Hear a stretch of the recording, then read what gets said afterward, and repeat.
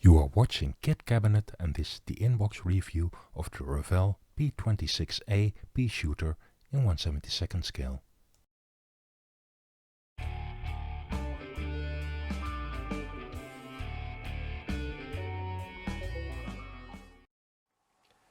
Now, Revell sometimes has the reputation to be a mixed bag of kits, like they have a lot of bad kits. I mean, like for example, you look at stuff that still gets released, or this thing, or God forbid, this piece of,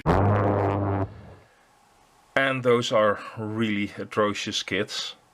But really,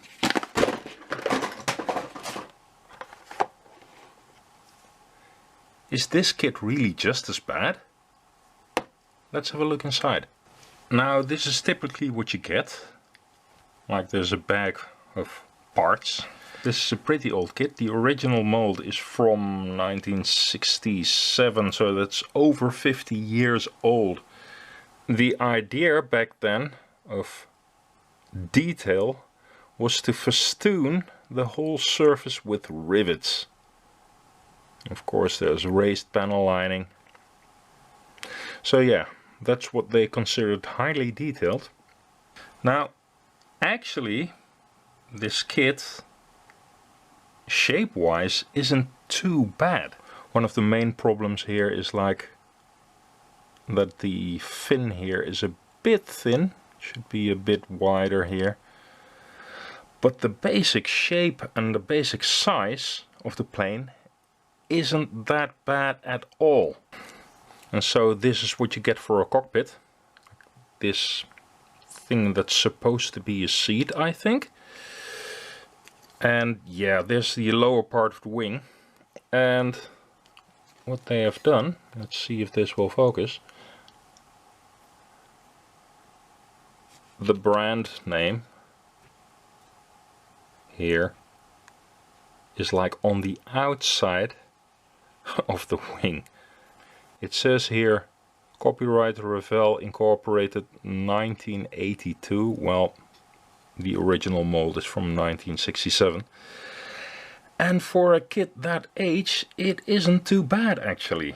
Of course, there's like zero cockpit detail. There's nothing in here either. So you would have to add that yourself. Now, if you want to bring this kit up to current standard, you can do like two things. There's like the AZ model nowadays, which is very nice, which has recessed panel lining and everything, and a nice cockpit boot. So you could do that. This one is of course a nice cheap little alternative. And let's see, you would have to rescribe the panel lines. That's one thing.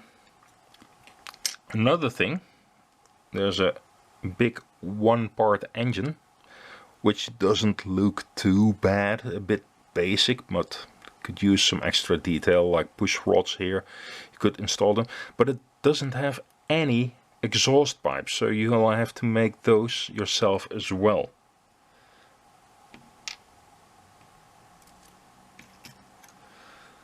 Another thing here is these wheel spats.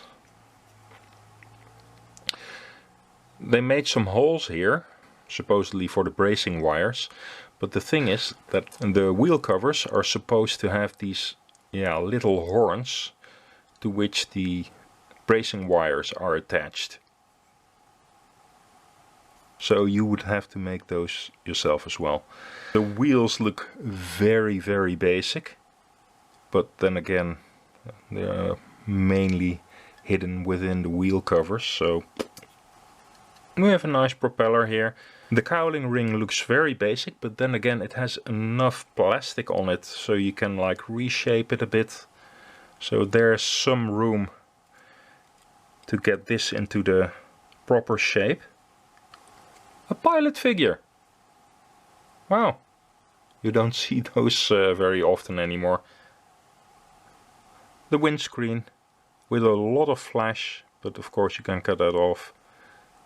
And it looks a bit thick maybe, but it's nice and clear. So the decal sheet, You get markings for one version, and these decals look very nice. Of course, cartograph, everything is in register, and nice color coverage. So this is probably the most up-to-date part of the whole kit. Instructions with stories, warnings, colors, sprue map, and really just very simple assembly. It's a small kit, you can just build it out of box. It will be a nice little cute kit, but of course if you want to upgrade it you need to do some rescribing and some, yeah, add some extra detail. And the color markings for the one version that you can make. So, despite this being an old Revell kit, it's actually not that bad in dimensions. Of course you have the rivets and everything. If you want to bring it up to current standards, you'd have to rescribe it, and of course it's your choice if you want to invest that effort in this kit or just build it out of the box as it is.